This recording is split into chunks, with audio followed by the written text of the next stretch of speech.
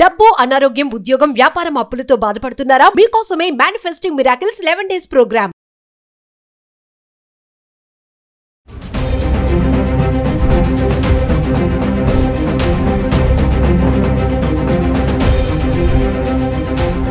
నమస్తే, welcome back to Suman TV. ప్రస్తుతం మనతో పాటు ఉన్నారు consumers affairs committee chairman Mandadi Krishna Reddy గారు. నమస్తే సార్. నమస్తే అమ్మా. సార్, బంగారం కొనుగోలు విషయంలో మన భారత్ని కొట్టే దమ్ము ఎవరికి లేదు అని అంటే, మరి ప్రపంచంలో ఏ దేశాలు ఎంతెంత బంగారం ఉంది అంటే ఒకసారి దాని గురించి ఈరోజు మాట్లాడుకుందాం సార్. ఎందుకంటే బంగారం అలా వెళ్ళిపోతుంది, పైకి ఆకాశాన్ని అంటేస్తుంది అనుకోవచ్చు. అందుకోసం ఒక్కసారి ప్రపంచంలో ఎక్కడెక్కడ ఏ దేశాలు ఎంతెంత బంగారం ఉంది, మన భారత్ ఏ స్థానంలో ఉంది? బంగారం రెండు రకాలుగా ఉంటుందమ్మా.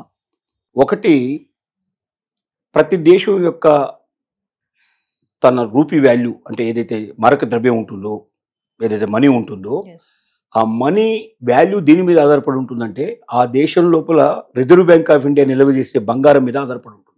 ప్రపంచంలో చాలా మంది అనుకుంటారు, ఎందుకంటే భారతదేశంలో ఇంత బంగారం ఉంది కదా, అసలు భారతదేశమే నెంబర్ 1 ప్లేస్లో ఉంది కదా, అన్ని కూడా భారతదేశం ఇంత నెంబర్ 1 ప్లేస్లో ఉన్నప్పుడు బంగారం అన్ని ప్రపంచ దేశాలన్నింటికీ మన రూపాయి తలదన్నేటట్టు ఉండాలి. అండ్ మన రూపాయి 1 రూపాయి ఇస్తే బయట వాళ్ళు 10 రూపాయలు 100 రూపాయలు ఇవ్వాలి. కానీ వాళ్ళ వ్యతిరేకంగా జరుగుతుంది. మన రూపాయి 80 రూపాయల పైన మనం చెల్లిస్తే కానీ $1 మనకు దొరుకుతుంది. 90 రూపాయల పైన చెల్లిస్తే కానీ ఒక పౌండ్ మనకు దొరకడం లేదు. అంటే మన దగ్గర నిల్వలు ఉన్నట్ట లేనట్ట. దీన్ని అర్థం చేసుకోవాలంటే రిజర్వ్ బ్యాంక్ ఆఫ్ ఇండియా అంటే ప్రభుత్వం కొనేటువంటి గోల్డ్ ఏదైతే ఉందో ఆ గోల్డ్ను మాత్రమే ఒక దేశం యొక్క ఆ పరిస్థితిని, పరపతిని, ఆ దేశం ఉన్న మనీ యొక్క మారక విలువను తెలియజేస్తుంది. ఈ విషయాల్లో నెంబర్ 1 దేశం ప్రపంచంలో ఎవరు అంటే అమెరికా. ఎందుకంటే అమెరికా యొక్క డాలర్ ఇవాళ ప్రపంచాన్ని శాసిస్తుంది అంటే దానికి కారణం ఏమిటి? అమెరికాలో మిగతా అన్ని దేశాల కన్నా రిజర్వ్ బ్యాంక్ ఆఫ్ ఇండియాలో నిల్వలు అధికంగా ఉన్నాయి. 8,000 టన్నులకు పైగా, మెట్రిక్ టన్నుల పైగా ఇవాళ అమెరికన్ రిజర్వ్ బ్యాంకులో డబ్బు ఉంది, అంటే గోల్డ్ ఉంది. దాని తర్వాత స్థానం దరిదాపులో ఏదైనా ఉందంటే దరిదాపులో ఏది లేదు. 3,000 టన్నులకి నెక్స్ట్ జర్మనీ 3,000 టన్నుల పైన ఉంది. ఇక అక్కడి నుంచి మొదలు పెడితే 2,000 టన్నుల నుంచి 3,000 టన్నుల మధ్యలో దాదాపుగా 4-5 కంట్రీస్ ఉన్నాయి. Italy, France, Russia, China, Switzerland, ఇవన్నీ చివరిగా వస్తే మన భారతే ఉంది. భారతదేశం 8వ ప్లేస్లో ఉంది. మనకన్నా అదనంలో ఉన్నాయి, చాలా ఉన్నాయి. మనం 800 టన్నుల పైన మాత్రమే పైచులకు మనం కొన్నాం. అది రిజర్వ్ బ్యాంక్ ఆఫ్ ఇండియా. అది కూడా ఈ మధ్య కాలంలో దాదాపు 200 టన్నుల బంగారం ఈ సంవత్సర కాలంలో మనం కొన్నది. ఈ ఇయర్లో చాలా ఎక్కువ కొన్నాం, మనం అధికంగా కొన్నాం. అంతకుముందు 600 టన్నులు మాత్రమే, 500-600 మధ్యలోనే ఉన్నాం మనం. ఈ మధ్య కాలంలో దాన్ని గుర్తించి భారతదేశం యొక్క విలువలు పడిపోతున్నాయని చెప్పి గవర్నమెంట్ చాలా జాగ్రత్త పడి 200 టన్నులకు పైగా మెట్రిక్ టన్నులు కొనిపెట్టింది. అంటే 800 మెట్రిక్ టన్నుల దగ్గర మన దగ్గర ఉంది. పాకిస్తాన్ దగ్గర 64 టన్నులు మాత్రమే ఉంది. అంత చాలా తక్కువ ఉంది. అంటే ఇంకా తక్కువ ఉండే దేశాలు చాలా ఉన్నాయి. అది 45వ స్థానంలో ఉంది పాకిస్తాన్. ఇక 100వ స్థానంలో ఎందుకంటే 250 కంట్రీస్ మనకు సుమారుగా ఉన్నాయి చెప్పాలంటే. అట్లా తీసుకుంటూ పోతే చాలా తక్కువ స్థాయిలో ఉండే కూడా చాలా ఉంటాయి. మరి భారతదేశంలో ఇంత బంగారం కనబడుతుంది. ప్రతి పెళ్లికి, ప్రతి పేరంటానికి, ప్రతి చోట కొంటారు కదా. దేవాలయాల్లో విపరీతమైనటువంటి బంగారం ఉంది కదా. ఒక పద్మనాభ స్వామి టెంపుల్లోనే అంత బంగారం బయటపడింది కదా. మరి ఆ బంగారం సంగతి ఏమిటన్నప్పుడు రిజర్వ్ బ్యాంక్ ఆఫ్ ఇండియాలో నిలవ ఉండే బంగారం సంగతి చూసుకున్నప్పుడు భారతదేశం 8వ స్థానంలో ఉంది. కానీ టోటల్ బంగారం భారతదేశంలో ఉన్న బంగారంతో పోలిస్తే ఏ దేశం దరిదాపుల్లో కూడా రాదు. ప్రపంచ దేశాలు నిల్వ చేసిన దాంట్లో చూసుకుంటే చివరిగా ఉంది. 8వ ప్లేస్ లో ఉన్నాం, 8th ప్లేస్ లో ఉన్నాం. కానీ బంగారం మొత్తం టోటల్ పర్చేజ్ చేసి ప్రజలందరి దగ్గర తీసుకున్నట్టయితే, దేవాలయాల దగ్గర ఉన్నది కూడా మొత్తం తీసుకున్నట్టయితే లెక్క తీసుకుంటే 2,50,000 కోట్ల టన్నుల వరకు వచ్చి కూడా పాసిబిలిటీస్ ఉన్నాయనేది ఒక మాట. 25,000 టన్నులు, 2,34 లక్షల వరకు వచ్చే పాసిబిలిటీ ఉంది. 25,000 కోట్లు సునాయాసంగా ఒట్టి పైన లెక్క పెట్టినా మనకు 25,000 మెట్రిక్ టన్నులు, 25,000 మెట్రిక్ టన్నులకు సుమారుగా పైన ఉండేది. అంటే 8,000 టన్నులు మనకు అమెరికాలో కనబడితే 3 ఎక్కువగా మనకి ఇక్కడ కనబడే అవకాశాలు ఉన్నాయి. అమెరికాలో వాళ్ళ దగ్గర ఉండే మొత్తం జనం అందరి దగ్గర చూస్తే ఆ 8,000 మెట్రిక్ టన్నులు కూడా ఉండవు. అంటే వాళ్ళ రిజర్వ్ బ్యాంకులో ఉండేటువంటి నిల్వల కన్నా తక్కువ ఉండే అవకాశం ఉంటుంది బంగారం. ఎందుకంటే బంగారం కొనరు, ఇక్కడ పబ్లిక్ ఎక్కువ కొనరు, దాని మీద ఇంట్రెస్ట్ పెద్దగా ఉండదు. కొంతమంది డైమండ్స్ కొనుక్కుంటారు. డైమండ్ పిచ్చి ఉంది కానీ బంగారం పిచ్చి లేదు అక్కడ. బంగారం కొనేవాళ్ళు చాలా తక్కువ, అరుదుగా ఉంటారు.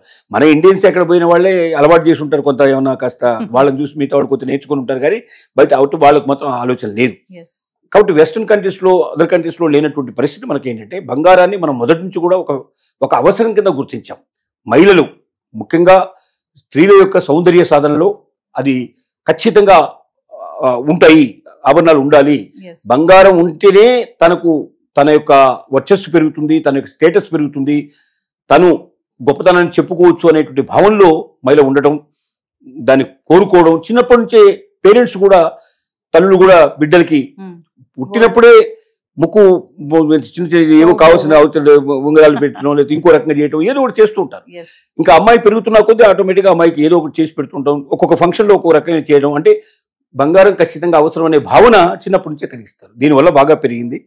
మన దగ్గర దేవాలయాల్లో కూడా సుమారుగా 2500 టన్నుల బంగారం ఉన్నట్టుగా కనిపిస్తుంది. ఒక పద్మనాభస్వామి టెంపుల్లోనే 1000 టన్నులకు పైగా బంగారం ఉన్నట్టుగా మనకు లెక్కలు వచ్చాయి. Yes. మన వెంకటేశ్వర స్వామి దగ్గర కనీసం 800 టన్నుల బంగారం ఉన్నట్టుగా కూడా మనకు ఇంతకుముందు చేసిన లెక్కల ప్రకారం తెలియంది. అంటే దేవాలయాలు అన్ని కలుపుకుంటే 2500 టన్నుల బంగారం మినిమం ఉండే అవకాశాలు ఉన్నాయి. అలాగే మహిళల దగ్గర, రిచ్ పీపుల్ దగ్గర, మనకు ముఖ్యంగా బ్యాంకుల్లో పెట్టినటువంటి లాకర్లలో ఉండేటువంటి మొత్తం తీస్తే 2 కోట్ల పైచిలుకు Yes. టన్నుల దగ్గర మన బంగారం దొరికే అవకాశం ఉంది. అంటే ప్రపంచంలో ఏ దేశమైనా దీంట్లో 10% కూడా లేదు, 5% కూడా ఉండవని చెప్పడానికి మనకు ఆశ్చర్యపడాల్సిన అవసరం లేదు. అంటే దాచిపెట్టిన బంగారం కూడా చాలా ఎక్కువే ఉంటుంది మన వాళ్ళ దగ్గర. విపరీతంగా ఉంటుంది. బయటకి వేసుకునేది కంటే కంపేర్ చేస్తే దాచిపెట్టింది. బంగారపు ముద్దలు బిస్కెట్ల రూపంలో కొన్ని వేల మంది దగ్గర ఉన్నట్టుగా, Yes. రిచ్ పీపుల్ దగ్గర చాలా మంది. అంటే ఇప్పుడు మామూలు పైసల రూపంలో, డబ్బుల రూపంలో పెడితే ఇప్పుడు ఎప్పుడు నోట్ల మార్పిడి జరుగుతుందో తెలియదు, లేకపోతే ఏ ఎలుకలు కొట్టేసినా ఆశ్చర్యపడాల్సిన అక్కర్లేదు. Yes. ఈ ఏదైనా ఫైర్ యాక్సిడెంట్ జరిగినప్పుడు, ఫైర్ యాక్సిడెంట్ లో మన ఏం జరిగింది, ఒక సుప్రీంకోర్టు జడ్జి తీసుకున్న లంచం డబ్బుల్ని ఇంట్లో లాకర్లో, అంటే ఇంట్లోనే గోడకు ప్రత్యేకంగా చేసినటువంటి రహస్య ప్రదేశంలో పెట్టేసేసి తాళం వేశారు. అగ్ని ప్రమాదం జరిగింది. ఆ అగ్ని ప్రమాదంలో అవి అంటుకున్నాయి, ఆ నోట్లు అంటుకున్నాయి, కాలిపోయిన నోట్లు కనబడ్డాయి. దాంతో ఇప్పుడు అతను సస్పెండ్ అయ్యే అవకాశం ఏర్పడింది, పరిస్థితి ఏర్పడింది. Yes. అంటే ఏంటి, నోట్ల రూపంలో ఉంటే ఎప్పుడో ఒక రకంగా డేంజర్ అవుతుంది. కాబట్టి నోట్ల రూపంలో కాకుండా బంగారు రూపంలో ఉంటే ఎప్పటికీ డేంజర్ లేదు. లేదు. ఒకవేళ కాలిపోయినా బంగారం మొత్తం కరిగిపోయే అవకాశం అయితే తక్కువగా ఉంటుంది. వాడిని బయటికి తీసుకెళ్ళి సేఫ్గా తీసుకెళ్ళి టక్కులు ఇట్లా పట్టుకొని తీసుకెళ్ళిపోవచ్చు. నోట్ల కట్టలు అయితే ఇప్పుడు 500 రూపాయల నోట్ల కన్నా మించి మన దగ్గర లేవు. 500 రూపాయలు 500 కోట్లు పెట్టాలంటే ఎంత ప్లేస్ కావాలి? Yes. దాదాపుగా దాన్ని ఇంకో దగ్గర షిఫ్ట్ చేయడానికి టైం ఎంత పడుతుంది? అదే బంగారం అయితే లట్టుకున్న ఓ బంగారం ముద్ద అందుకొని పోతే ఒక 1 కోటి రూపాయలు, 2 కోట్ల రూపాయలు వచ్చేసినట్టు లెక్క, లేదా అట్లా Yes. మనకి ఈజీ అవుతుంది. క్యాచింగ్ ఈజీ అవుతుంది, రక్షించబడటానికి చాలా ఈజీ అవుతుంది. ఇలాంటి పరిస్థితులన్నీ ఉన్నాయి. కాబట్టి బంగారం రూపంలో భారతదేశాన్ని తలదన్నేవాళ్ళు, కొట్టేవాళ్ళు ఇప్పటికీ కాదు కదా, ఇంకెప్పటికీ రాలేదు. ఏదైనా మన వాళ్ళకి బంగారం అంటే మక్కువ ఎక్కువే కదా సార్? అది బాగా చిన్నప్పటి ఎక్కువ, నుంచి బాగా ఎక్కువ. మగవాళ్ళలో కూడా ఈ మధ్య బాగా పెరుగుతుంది. పెరిగిపోతుంది. వాళ్ళు కూడా రింగులు వేసుకుంటున్నారు, వాళ్ళు కూడా బ్రాస్లెట్లు వేసుకుంటున్నారు, వాళ్ళు కూడా చైన్స్ వేసుకుంటున్నారు. ఇంకా ఎందుకంటే వాళ్ళు కూడా జుట్లు మూడు వేసుకుంటున్నారు కాబట్టి ఈ మధ్య అది కూడా మొదలెట్టి అనిపిస్తుంది. ఒక రకంగా బంగారం మీద వాళ్ళు కూడా మోజు పెంచుకుంటున్నారు. Yes. ఇంకోటి, బంగారం అనేది ఒక స్టేటస్ కింద, వీడి దగ్గర బంగారం ఉందంటే ఓ వీడు గొప్పవాడు, Status డబ్బున్నవాడు అని పరిస్థితి పడుతుంది.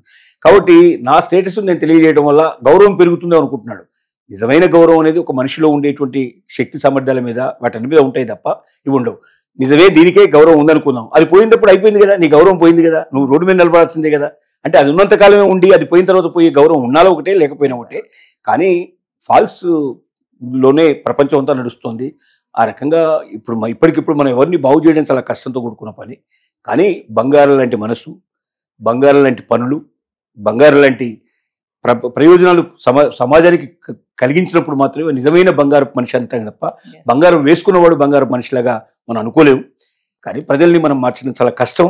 ఇప్పుడున్న ప్రజల పరిస్థితి మాత్రం ఎవడు వేసుకుంటే వాడే స్టేటస్ ఉన్నట్టు, వాడికే గౌరవం పెరిగే పరిస్థితి మాత్రం ఉన్నమాట నిజం. Yes. Thank you, sir.